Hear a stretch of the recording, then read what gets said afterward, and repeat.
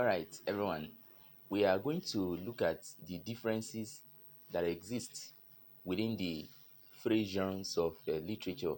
Now, it's no longer news that we have three genres of literature as poetry, drama, and prose. And you must arrange them chronologically because poetry is the oldest of the genres of literature, followed by drama, and then finally we have a prose. That's the best arrangement. Yes. Now we are going to look at the differences that exist within these three genres. All right. Now, how is poetry different from drama, and how is it different from prose? To say this is poetry implies that it is not drama and it is not prose. To say this is drama implies that it is not prose and it is not poetry. So to say it is prose implies that it's not poetry and it's not drama. So whichever one you mention simply means that it is not the other two. So what then are the differences that we find therein? Poetry is divided into lines, stanza, and then verse.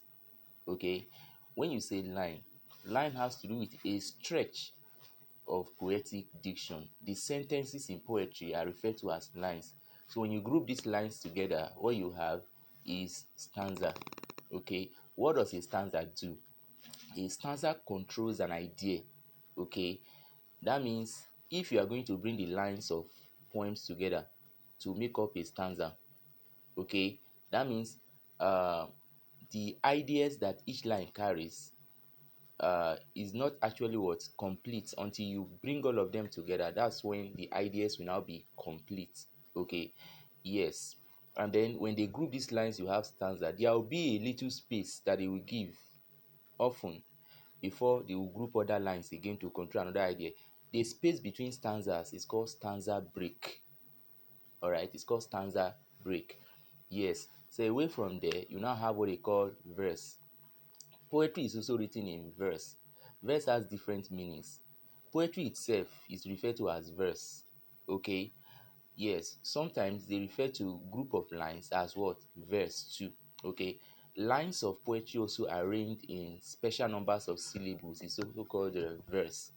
But for the purpose of this class, we are going to be looking at poetry having another name as what? Verse. All right. Now, in the light of that, how many forms of the verse do we have? We have free verse, then we have what they call the blank verse. When you say a verse is free, what does it really mean? It simply means that it is a free poetry. In the course of writing this poem, you do not strictly adhere to any poetic rules. All right. Your hands are not tied. For example, it is not in all poems that when you are writing you are free. When you are writing sonnet, for example, you are not free because there are laws you need to follow. You need to follow what they call iambic pentameter rules, where each line is made up of 10 syllables of 5 stressed and 5 unstressed. And you need to follow a definite rhyme scheme depending on the sonnet you are writing, whether Italian or you are writing English. Okay, you see that when you are writing sonnet, for example, your hands are tied, you are following rules, you are adhering to the rules. Okay, but a poem that you pick up your pen to write, to compose the way you like, okay, without following any rules, without following any known poetic rule, is said to be a free verse. And then writing this free verse, there is a major device that will emerge. We call it enjambment, because your ideas tend to move or flow from one line towards another in a technical device called enjambment. Another word for enjambment is run on line. Okay, that means a line is running on another for a complete sense to be made. All right, so that's that. Then we talk about the examples of the free verse. We have this poem titled, you know, Once Upon a Time by Gabriel Okara. If you read the poem, you discover that the lines are flowing from one to another, the ideas are just running. Okay, yes. And then you talk about Not My Business by Professor Ni Oshundari. That's another example of the free verse. Yes.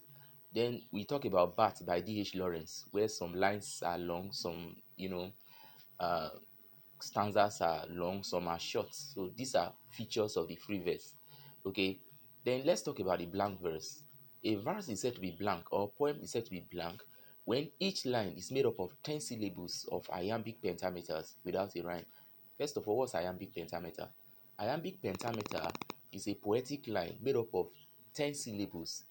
Out of these 10 syllables, you are going to have 5 stressed and 5 unstressed. But at the end of the day, there is no rhyme or rhyme scheme. That's why it is said to be blank. Okay, so that's how it is. So it can be noted here that both free verse and blank verse, they don't have rhyme. Okay, they don't have rhyme. Just that if you talk about a blank verse, each line is always made up of 10 syllables called iambic pentameters, but without a rhyme. Okay, that's the point of divergence between the blank verse and of course the free verse. And away from there, let's look at what they call the subgenres of poetry. The major genres are already mentioned: poetry, drama, prose.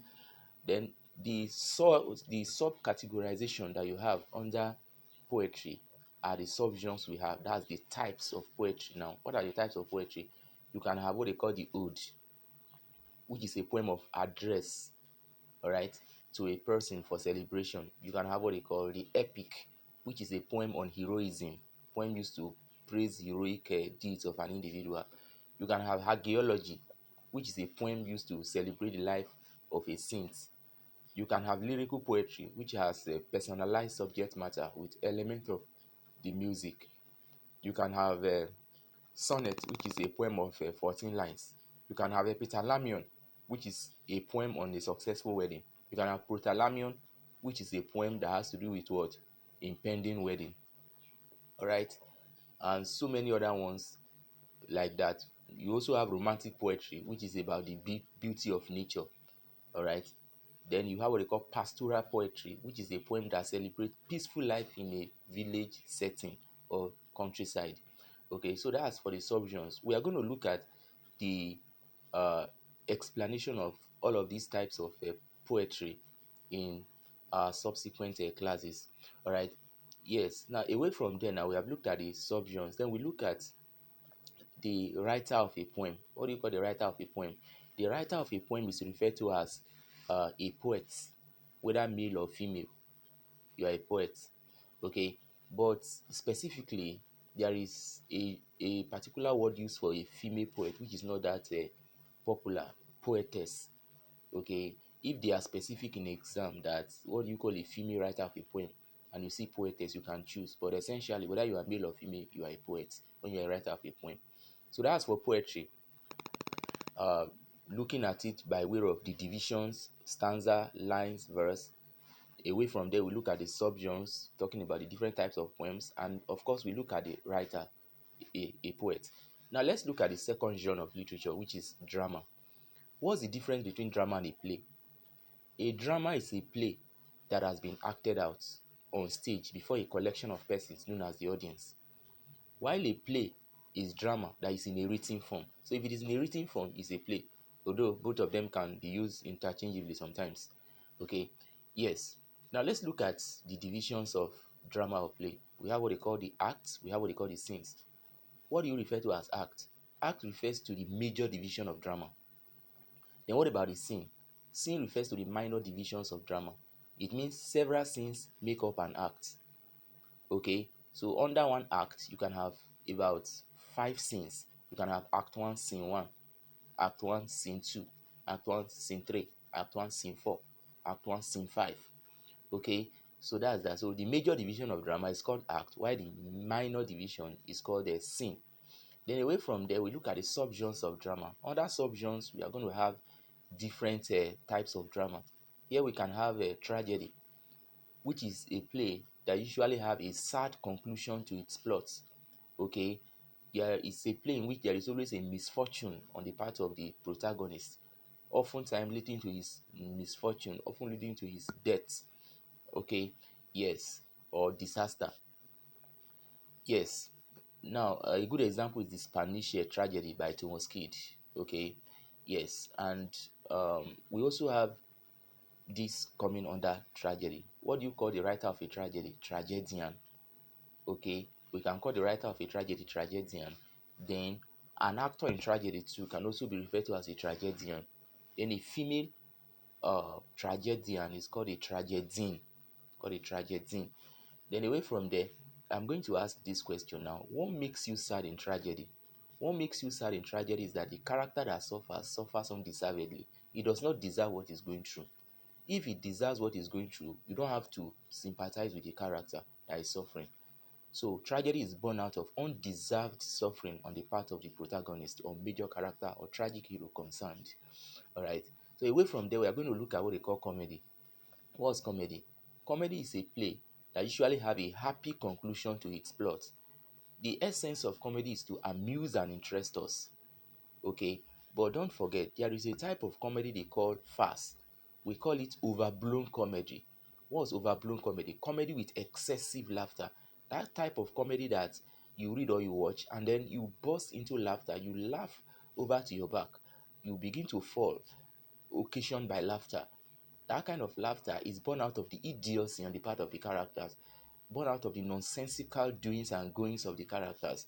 They are too stupid to be believed. That's why you say in a farcical comedy, belief is sacrificed while laughter takes the center stage. Okay, that's what you have in farce. And the writer of a farce is called Farcio. All right, don't forget, farce is a type of comedy. Generally, if they ask you in your exam that uh, a play that has a happy conclusion to its plot is called what? It's comedy.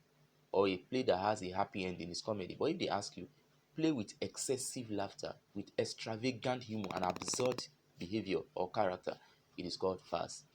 Yes. And then away from there, we can have tragicomedy anyway. Tragicomedy is a play of mixed tragic and comic elements.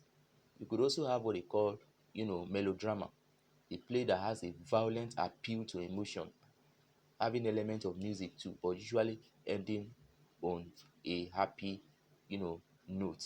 Okay. Melodrama is sometimes said to be a branch of the Gothic. Okay, no matter how rough Gothic is, it is always resolved kind of at the end. Yes. So away from there, we look at the writer of a play. What do you call the writer of a play? It's a playwright. And the playwright is spelled as Playwright,